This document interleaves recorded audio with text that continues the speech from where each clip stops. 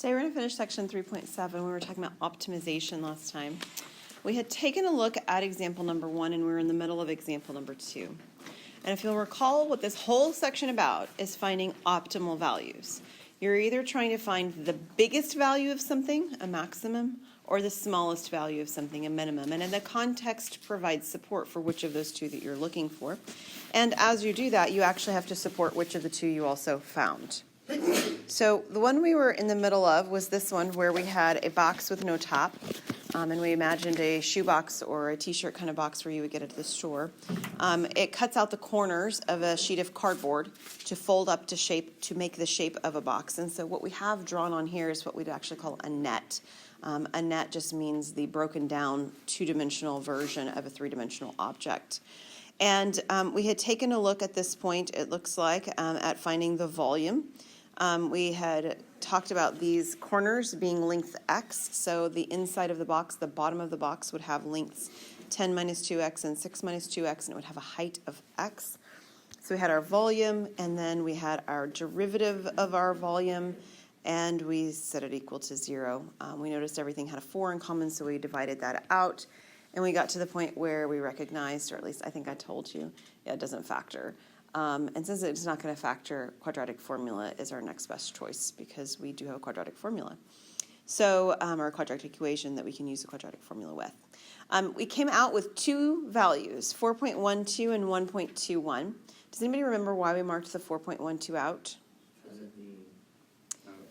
Yeah, it was outside our reasonable interval. And if you remember, the way we made our reasonable interval is we looked at the dimensions of the inside of the box. And so if we were to cut out up to 3 inches on the side that's actually got the 6 inches, we would have no box. We would have another flat vertical now piece of paper instead of a flat horizontal or flat on the ground kind of piece of paper. There would be no volume at all. So that's why we cut that one out. Now, we still need to verify that it really creates for us a maximum volume. So we're still going to create our number line. Our number line does, in fact, have these limits of values that we just mentioned, 0 to 3. So whatever we test, we need to test values that make sense in terms of our interval, and we have the value 1.21.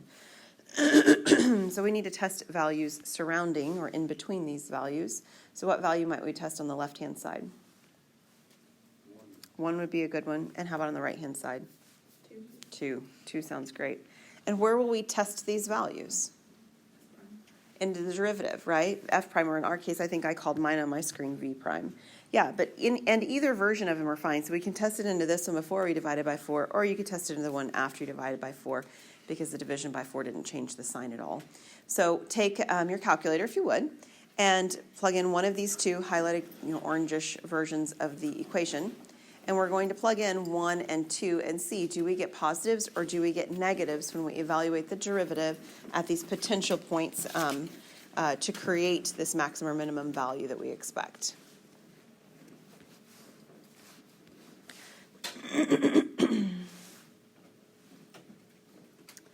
So what did we get when we plugged in the value 1?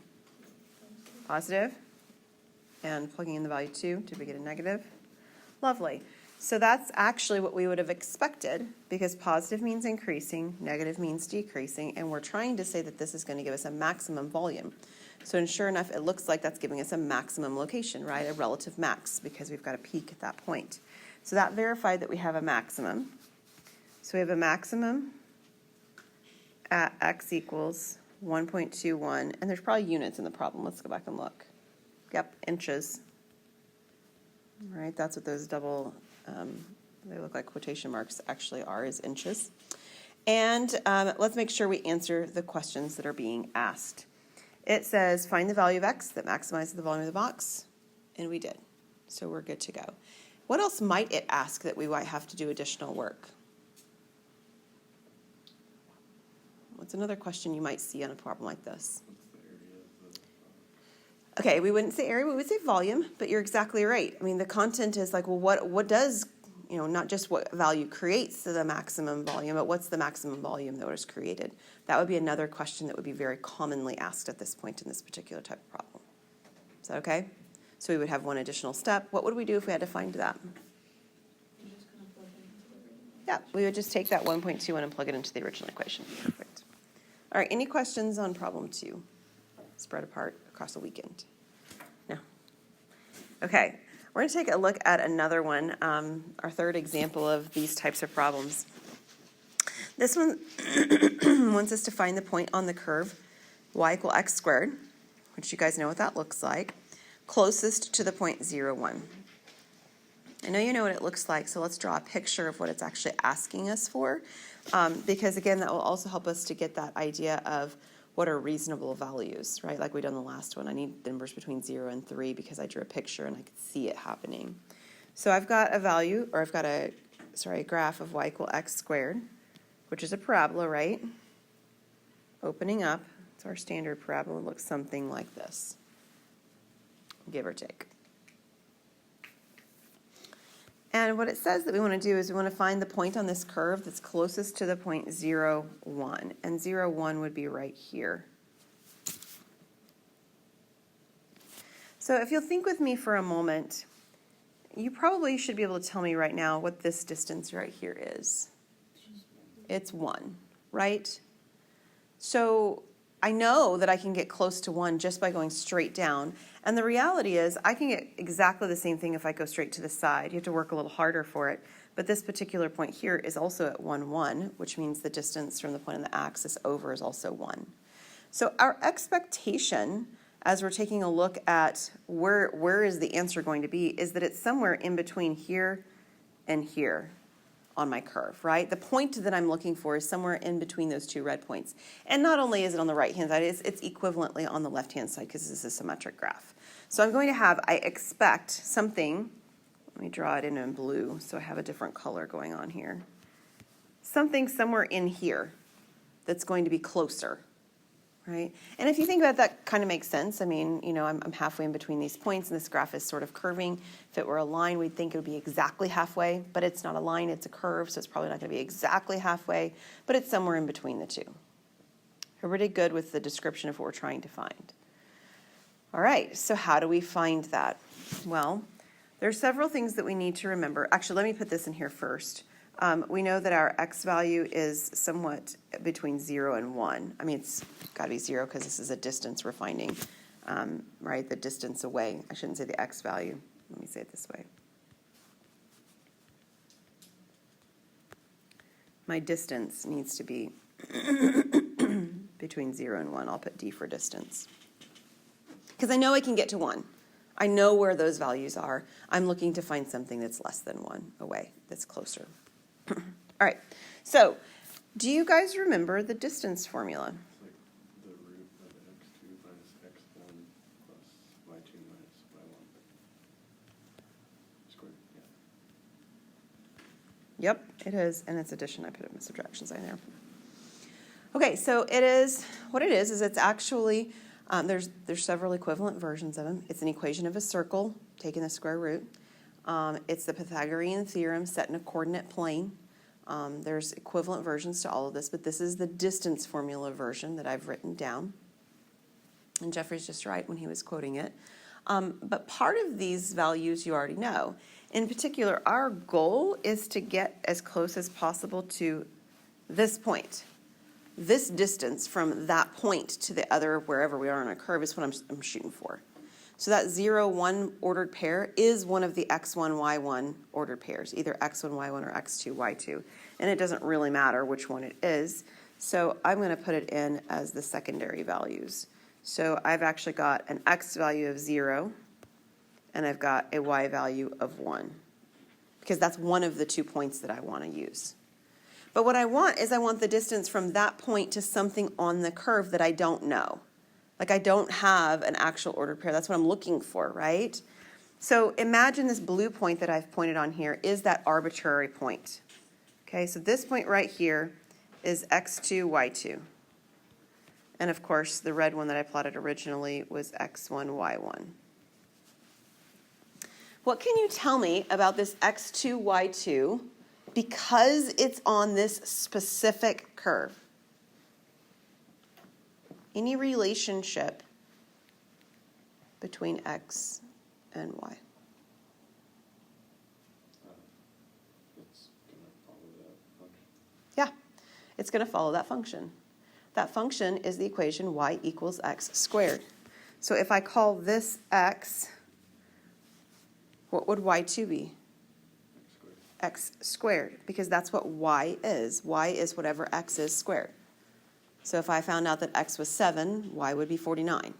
Right? That's what it means to be on this parabola. Every y value is the square of whatever the x value was. So up in my equation, I don't know what x is, but I do know what the y value is in terms of x. It's x squared. And it doesn't have to be that equation. It's just the equation I was given, right? So if you're doing the same problem, virtually, but you've got a different ordered pair that you're trying to get close to, and you've got a different equation, you do the same thing.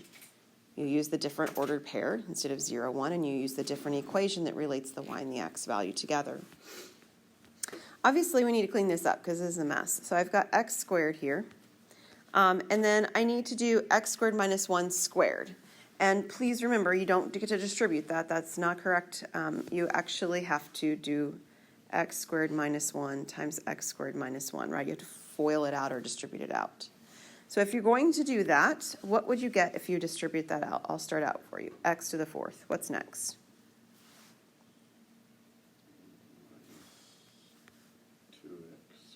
Minus 2x squared. Yep. Yeah. Okay, is everybody good with that? All the pieces? Okay. There are a couple of places in here now that I've got an x squared, right? So I've got x squared and I've got negative 2x squared. So I've got x to the 4th. And then I have negative x squared. And then I have plus 1.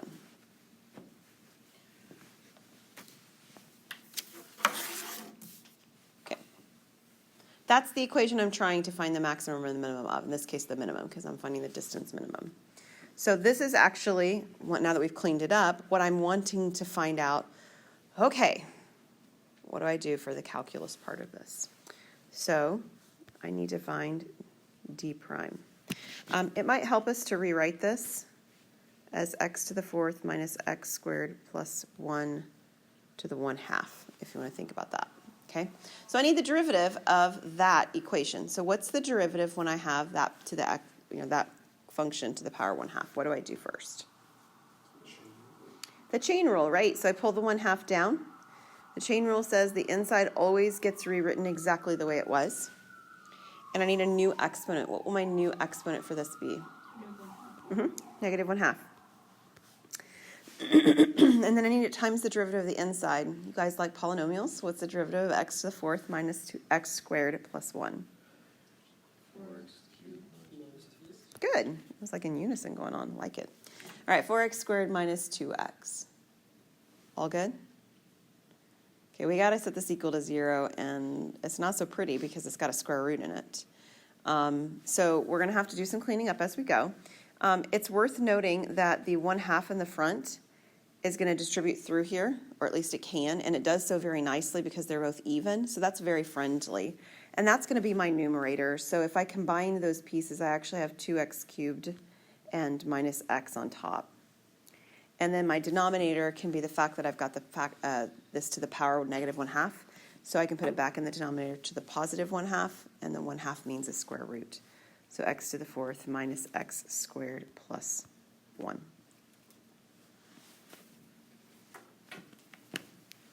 All right, everything good so far? Everything matches my notes, that's always good. All right, so what do we do after we find the derivative? In any of these functions, what do we do next? We set it equal to 0, right. We set it equal to 0, or we set it equal to does not exist. It's valuable to notice, if you see real quickly, that these values, x to the 4th is a positive number that's bigger, right, than the x squared plus the 1. All of this is going to end up being positive. I'm not going to be able to set this equal to 0 and actually get anything out of it in the span of space that I need to, because my x value is between 0 and 1. Okay, so I need to do the numerator part to be equal to 0. We'll get what I need. So 2x cubed minus x equals 0. What would I do? I would pull an x out, exactly. So, in fact, let me do it, written this down. 2x cubed minus x equals 0. And I would pull an x out. So I have 2x squared minus 1 equals 0. Now what? Yes, but set both parts equal to 0. I'm running out of space, so I'm going to go on the next screen.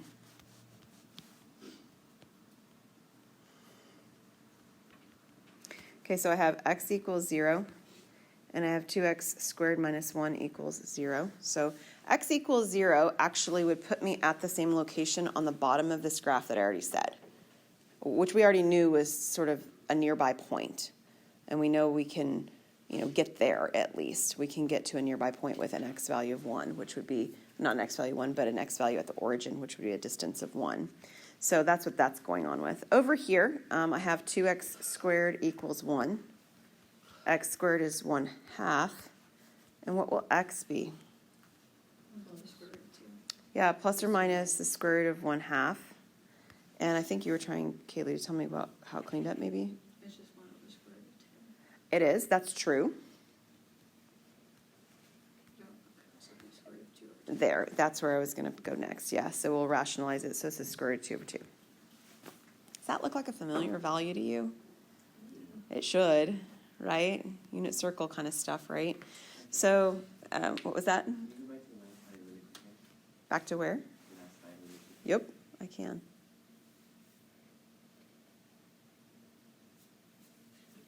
Do you have a question, Jared? Yeah, why 2x to the third is the numerator? The 2x to the third. I took this piece right here and I multiplied it by the 1/2. So the 2 is going to simplify with each of them inside. Yep, that's where that came from. Are we good? Awesome. All right. So plus or minus square root 2 over 2, just for your calculator or maybe from memory, do you remember approximately what that is? Pi over 4. It's the angle pi over 4. It's a 0.7 is approximation. So is that between 0 and 1? Yeah, it is. So that seems like a reasonable guess. Pi over 4 is the angle measure. And if you think about it from the graph, I'm going to zoom in on this part of the graph that we're referencing. We know that these distances are 1, correct? And we know that this curve is looking something like this, correct? So if we think about this being halfway to create an angle, would it make sense that the angle is pi over 4 to give us this value right here at the square root 2 over 2? Yeah, it all sort of makes sense and seems quite reasonable. We do still need to verify that I'm getting a minimum at that point, but it does seem like a reasonable or a foredrawn conclusion. I'm actually going to go from -1 to 1. Actually, no, you know what? I'm not. It's symmetric. Are we good with the fact that it's symmetric and we're good to look at just half of it? Okay, so we'll just go from 0 to 1, and then our value here is square root 2 over 2. And we need to test a value on either side of it to see that, in fact, we do have a negative and a positive in the right way. So what value would you like to test? It's about 0.7. So what value would you like to test between 0 and about 0.7? 0.5? Okay. And then between that 0.7-ish and 1. 0.8, is that good? I don't know that it's any better than anything else. So we're going to plug those values into the derivative. And the reality is that you can plug it into the whole derivative if you want, but you could also just plug it into the numerator because you know the denominator is positive. It's not going to change any values of signs, right? So if you want to just plug it into the numerator, it will be sufficient to find that out. What do you get in terms of signs for the value at 1/2?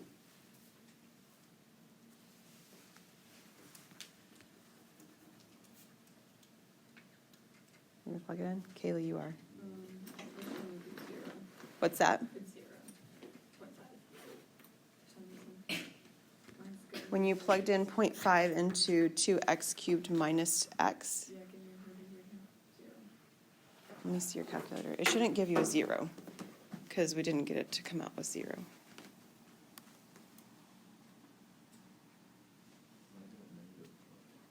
I don't know why mine's coming out with 0. What is it doing? I don't know. Let's look at your calculator later because that's weird. What did you get it to do? Negative 0.2. Got negative. It should be negative. I'm missing something, but I'm not sure what I'm missing looking at that. And then when we plug in 0.8, what do we get? It is positive. Yeah, you're right, Nick. It's positive. So the fact that it went from negative to positive means that right here we do in fact have a a minimum value, right? So the distance is minimized, which is what we were looking for. We have to be a little bit more careful when we take a look back at answering the question, because on this one, it doesn't just say find the x value like it did on the last one, right? It actually says find the point on the curve. Well, we found two x values that we know are both minimums. Essentially, we found the blue dot that I created, and we'll put a green dot on. And we found this green dot right here. All right, we found the x values. We found two x values that do, in fact, minimize things, square root 2 over 2 and negative square root 2 over 2. But those are just half of an ordered pair. How do I find the other half? I need to square it, right? Because our function is actually y equals x squared. So what is happening if I take the square root of 2 over 2 and I square it? It does. I get 2 on top, right? Because it's the square root of 2 squared. And I get a 4 on bottom, which is, in fact, a 1/2. And it's a positive 1/2, whether it's a positive inside here or a negative, right? It doesn't make any difference because I'm squaring it. So both of these y values are actually at 1/2. And there we go. Okay. In terms of your test and questions like these, please be sure you're answering the questions that are asked. It's really easy to stop short of giving the answer to the actual question that's asked. It's also easy to forget that you're supposed to verify it. This sign chart should be present every time that you're trying to tell me something's a maximum or a minimum. Or the other option is to take a second derivative and then plug in the prime value. Like if I had taken a second derivative of this and then I plugged in the square root 2 over 2 and I got a positive, then I would know it's concave up, so it has a minimum. Or if it was negative, it was concave down, so it has a maximum. That's another way to do it. That's the second derivative test. We don't use that one quite as frequently, but please make sure that you do know it. Okay? The homework, the written homework for this section is due on Wednesday, so you'll bring it to your test and I will collect it. Okay? The WebAssign for this section is also due on Wednesday, and I adjusted that online. You also have online a review assignment that's worth extra credit if you would like to do that for this test. All right.